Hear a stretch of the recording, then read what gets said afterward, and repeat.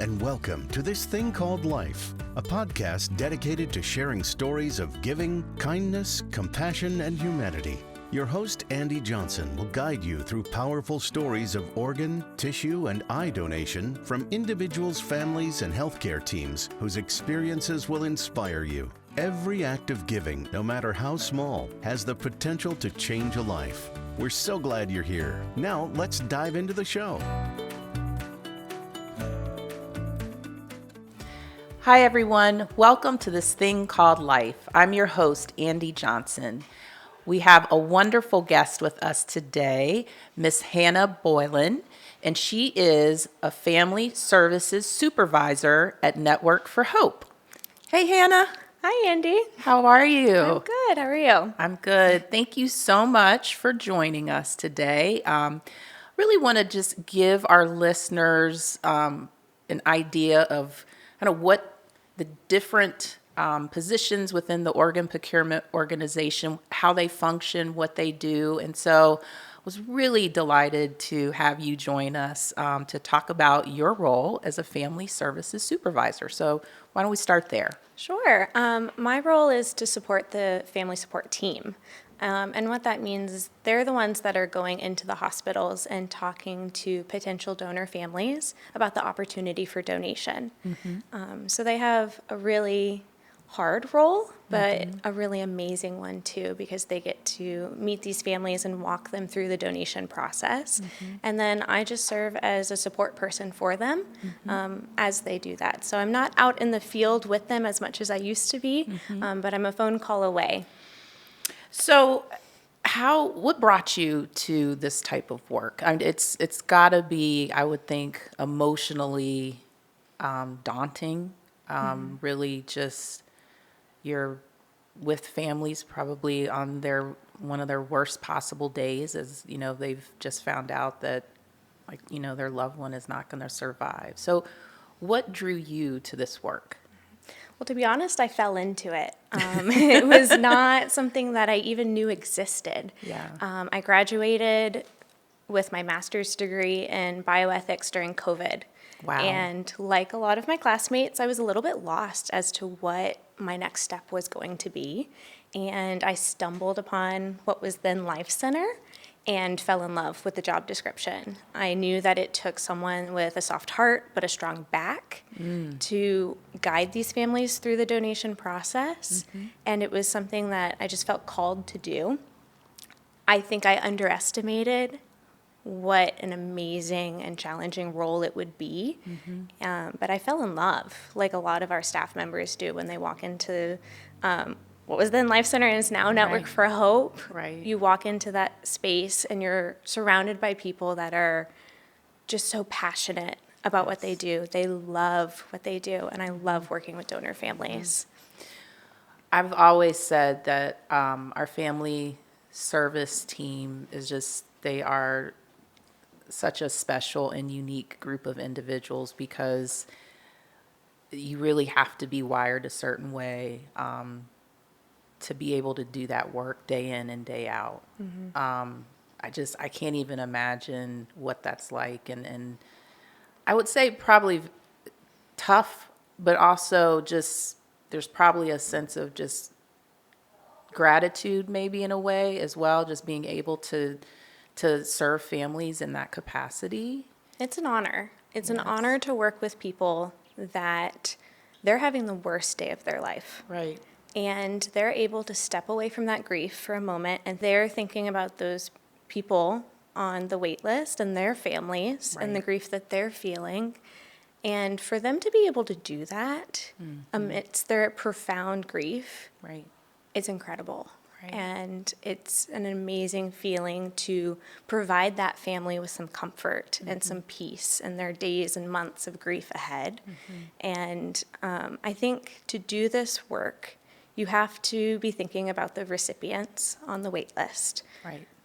But you also have to know that you're providing that comfort to the donor families that you're working with. And so that you bring up an excellent point. It's that dual advocacy, right?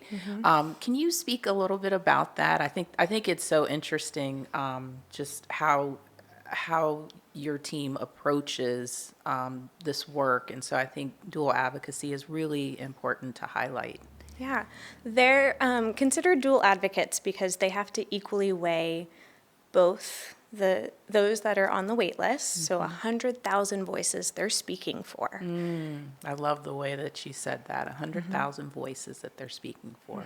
So they're advocating for those people, but they're also advocating for the needs of that potential donor family, that grieving family that has just received the worst news of their life. Right. Typically, it's after a traumatic injury, so it's unexpected.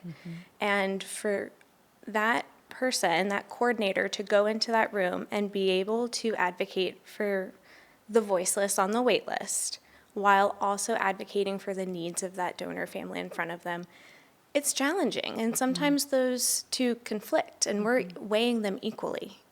And so it takes a really highly trained person in grief, but someone that truly believes what they're doing is the right thing. Right, right. So your degree is in bioethics. Okay, what does that even mean? That's a great question. Bioethics, you can think of it as medical ethics. And so I was fascinated with medicine, but from a behind-the-scenes point of view. I didn't want to be a doctor. I didn't want to be a nurse.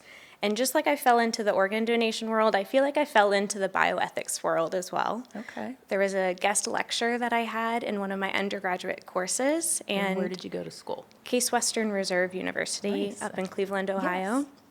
And so when she spoke about what she did, and she did clinical ethics, I was fascinated.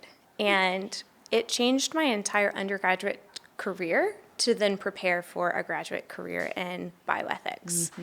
I wanted to know everything I could about medicine and the ethical considerations that brings. I think one misconception people have about bioethics is that I have a moral compass that's different from theirs. I know right from wrong in a different way. But bioethics is really just a framework that we use to consider ethical complexities.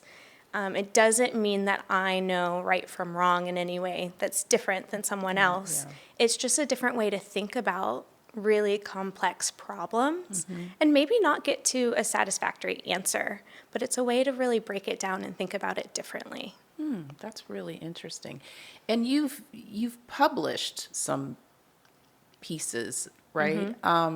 What are some of the things that or topics that you've talked about? Actually, dual advocacy is one of those things that I talked about. There's a concept in the bioethics literature called moral distress. And it was first talked about in relationship to nurses. And the idea that they may think that something is the right thing to do or the morally just action, but they're constricted from taking that action because of some sort of outside force. So, for example, if a nurse thinks that the right thing to do would be to stop medically managing a patient because they know that that patient won't get any better, but the family is requesting that full aggressive treatment. They're going to move forward with a treatment plan, but they may not feel like that's the right thing to do, and that causes this moral distress. Wow. And then if you have multiple moral distressing events, you have something called moral residue. And so it just builds over time. And so this is something that's pretty well established in the literature. It's been expanded to cover pharmacists, therapists, doctors, all these other medical fields. But when I looked in the literature, organ procurement staff were not mentioned, ever.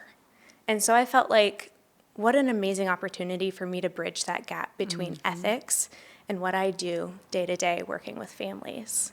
Wow, that is really, really impressive. So how does your education background and this whole, I don't want to say concept, but ethics, and how does that show up in the work that you do? I think it can show up daily. We are faced with complex situations every single day out in the field.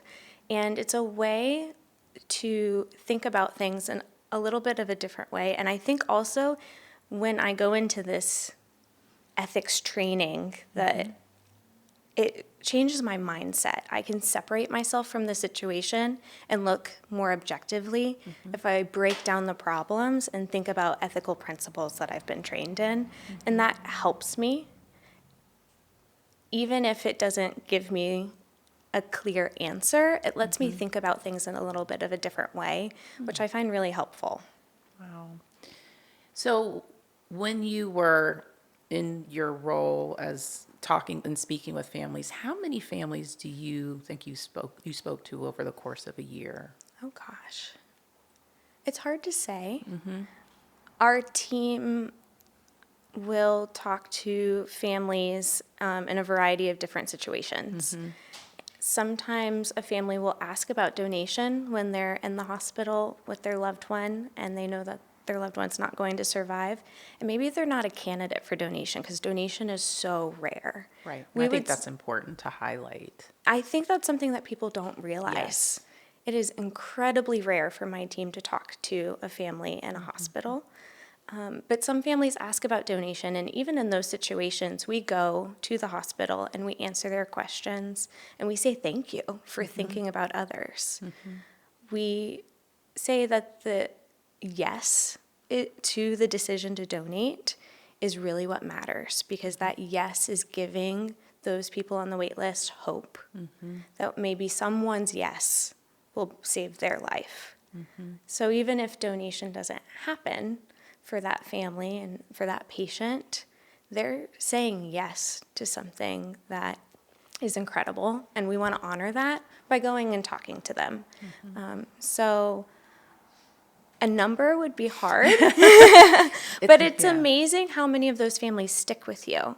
And I can remember their names and their faces from years ago, and I remember the stories that they shared with me about their loved one. Wow. Being in that moment with them is so meaningful for me. So I'm sure there have been times just you've spoken with a family, and then just through events happening at Network for Hope, you may have the opportunity to reconnect with them kind of on the other side of that. What is that like for you? It's amazing. That actually happened at the last community breakfast we had. There was a family that sought out a couple of us that worked with them, and for them to remember who I am. In the 3 days that I was with them in the hospital, where they were so focused on their loved one and making sure that they were comfortable. And you're thinking about these families getting phone calls after phone calls and other family members and friends visiting at bedside.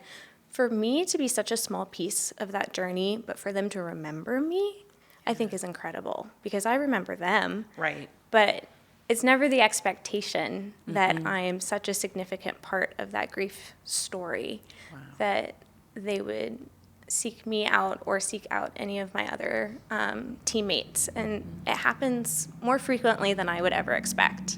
Wow. That must just give you some sense of just, I don't know, peace, and just feeling like, wow, I was able to do something special for this family. So let's talk a little bit about being like, what's the role of the hospital, like when you're on site, and how that all works. I'd love for people to get an idea of, because what we know is donation, it's not just the OPO, it's really a multi-faceted partnership, collaboration, lots of different parts. So could you walk us through what that is, what that looks like? Sure. I think that's another common misconception about donation is I was studying ethics and I had no idea organ procurement organizations existed, which I think is incredible that I didn't know that. Right. And so OPOs need to be separate from a hospital, because when that family is with their loved one, they need to know that everything is being done for their loved one, and only when nothing else can be done to save their life do we get that phone call and we go and talk to those families. Right. And I think that's a really important thing for people to realize, that everything is going to be done for their loved one. Right. And only after all of that has happened will my team go and speak to families if donation is a possibility clinically. Right. And then we're guests in that hospital. Yes. Which is interesting because we need to be collaborating with the nurses, the doctors, the chaplains, the social workers, anyone that has touched base with that family at some point, so that we know exactly what the best way to support the family is. So there's constant collaboration and communication between us and all these different hospital staff members. And then on the other side of it, there's also this communication, maybe not with my team, but with our clinical team that's with us at the hospital, with all the transplant centers. And so there's just constant. There's a lot going on. I agree to your point. I don't think people realize the magnitude of everything that has to happen. And it's such a delicate dance. And, your team is like right in the midst of it, which is just got to be, it's got to be tough, What does self-care look like for someone on your team? Self-care is incredibly important. Yeah. We're dealing with really difficult situations, and our team really is incredible in debriefing with one another, supporting one another, because if you think about it, we're in a really unique position that most people won't be able to understand. Yeah. And we're also keeping that confidentiality. So donation is confidential from start to finish. Right. So it's not like I can go home and debrief with my family members about what I've seen throughout the day. Yes. And so I need to rely on my team, who's right there with me, to talk about what we're feeling. And honestly, I've used a lot of the resources that Life Center or Network for Hope provides for counseling when there's really difficult cases. Yeah. And sometimes a family looks a lot like your own family. And I think those are the most challenging. That's got to be really tough. So I want to talk a little bit more. We talked about how unique the opportunity it is for someone to be a donor without like going all the way in. Can you talk about there's two pathways. Could you talk a little bit about what that looks like? Because I think, again, that's really important for people to understand. And one of my goals in having these great conversations is really to educate people so that we can empower them to make a decision about donation. So I'd love for you to expand on that. Yeah, and it's complicated clinically. Yes. But to be not too far in the weeds, another misconception that a lot of people have is that there's only one way that a person can die, and that's when their heart stops. But there's actually two. One is incredibly rare. It's when your brain stops functioning completely. And we use the term brain death when we don't actually mean brain death. So we use it in our everyday language when we're talking. Maybe you're having a moment where you can't think of a word and you're saying, oh, I'm brain dead. But that's not what that means. And I think that's part of the reason that it's gotten confusing to a lot of people is that when we see someone die in the movies, we see the heart rate monitor stop and the heart stops. So that's what we think of when we think of death. Right. And that's 99% of the way people will die. Right. But then there's this 1% where the brain completely stops functioning, and there's no way to recover that. Right. And so that is how we have the two pathways. One is after cardiac death or when the heart stops, and one is after the brain completely stops functioning, or after brain death. I think what needs to be really clear is organ donation will only happen after death. Sometimes when I talk to families, that is a concern that they have. And so that's really important. Both of these are legal, medical determinations of death. Right. But it means that our pathway for donation's a little bit different. Okay. Wow, that's really interesting. So, as a family service coordinator, your support of the family, it goes beyond, you're speaking with the family, you're, walking what is really a horrific and sad journey with them. What else does your team do to help support families and also honor the legacy of their loved one who has passed away? We call those items memory-making items, and we do a variety of different keepsakes. So the Wieland family, Debbie and Rick, they lost their son, unfortunately, and came up with this idea of recording a heartbeat of the donor and putting it with a teddy bear that has a t-shirt that says, "I know a hero." And we provide these heartbeat recordings and these teddy bears to our donor families.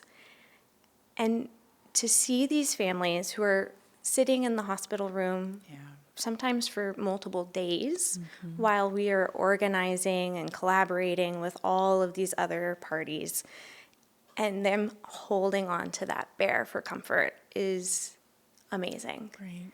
And for them to have that heartbeat recording forever. We also will do something called Heartbeats in a Bottle, where we print out EKG strips and put them in a bottle, and families often get that EKG strip, that heartbeat that you see the line for, as a tattoo. I was going to say, I know a couple of our ambassadors who have that in honor of their loved one, which I think is so beautiful. And it's amazing because that's so personal. And we also will give a Medal of Honor because we're saying that these donors are heroes, and we mean it.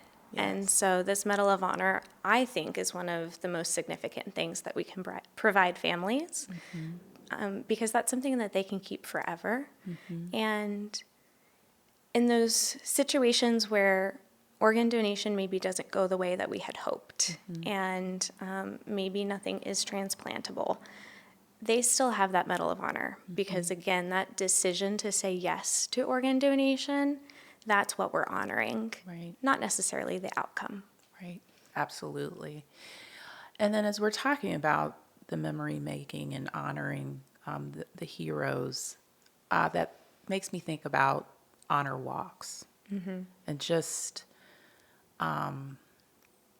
it's so stoic and so, I don't know, I can't even put words to it. What is it like? Can you set that up for people, like what happens with the honor walk?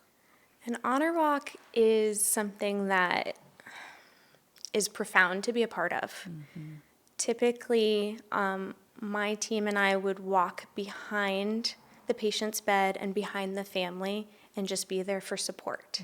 And sometimes families need a lot of support in that moment because they're saying their final goodbyes at that time, with other family and friends or hospital staff lining the hallways, sometimes holding these electric candles that we have, and just silently honoring that patient's final gift.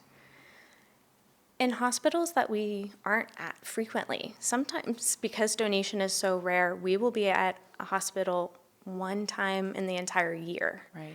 And the number of people that come for an honor walk is incredible. You have staff from the operating room, you have staff from the emergency room, from other ICUs. You have multiple hallways full of people that stopped everything they're doing in a very busy hospital to silently honor that gift.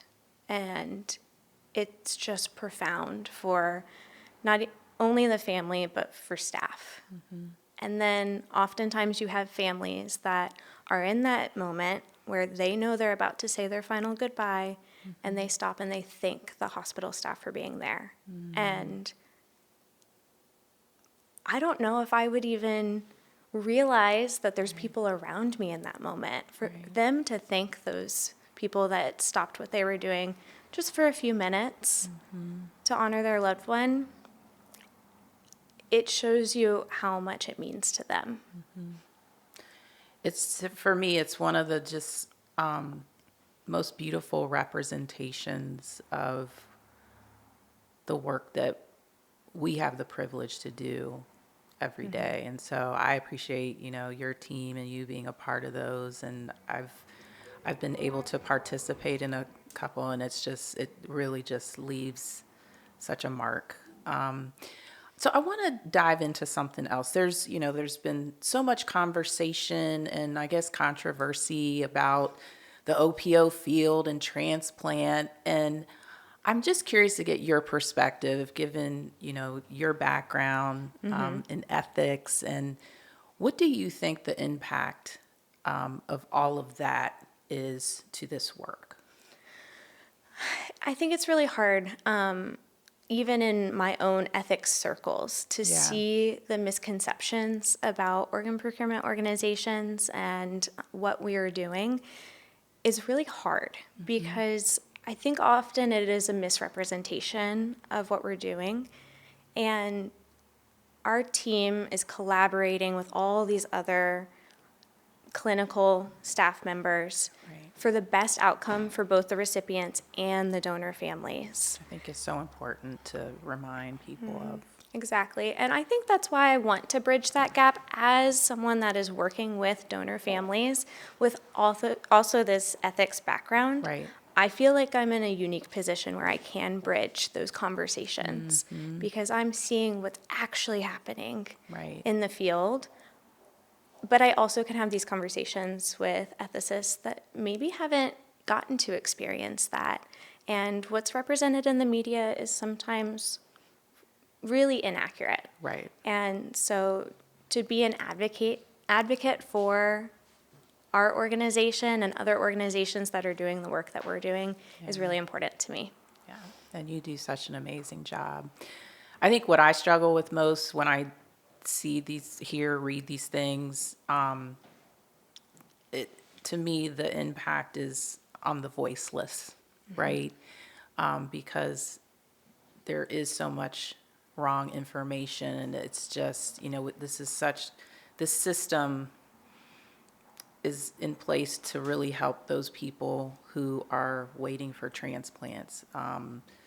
But it hurts my heart that information gets out there. And so that's why I appreciate having you and others who've been doing this work and really are on the front lines, just really sharing the truth about it and the realities and the difficulties of it, because there's so many people who are a part of this process. And so I really appreciate you taking the time to walk us through that.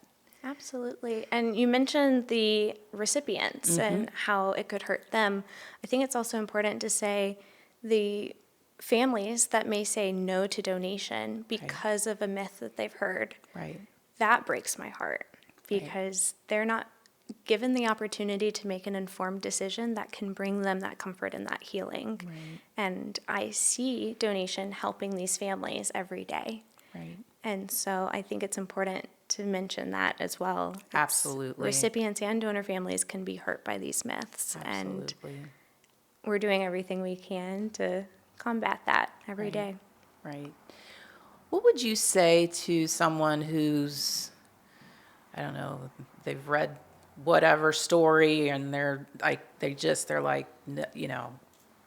this is not good, and, they're not going to save your life. The things that we hear that obviously are not true.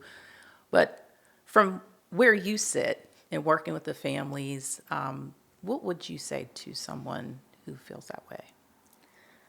I think donation can be scary. It's a big decision. Yes. It's a decision that can't be taken lightly. Right. Families deserve to make the decision that's best for them. But they deserve to have that right information. And there's a lot of avenues when you wouldn't be able to get that correct information in the news, or, hospitals, for example, they can't share accurate information because they are separated from deceased organ donation for good reason. Absolutely. But then I think people don't know what avenues they can go down to find accurate information. So reaching out to their local OPO, I think would be the best case scenario, because then they're getting real information Right. from the expert. Right. Versus the internet where you can find all it's The internet can be a scary place. Yes. So, yes. And so for people wanting more information, I encourage you to visit networkforhope.org or AOPO. That's the Association of Organ Procurement Organizations.org, AOPO. Both of those are great resources.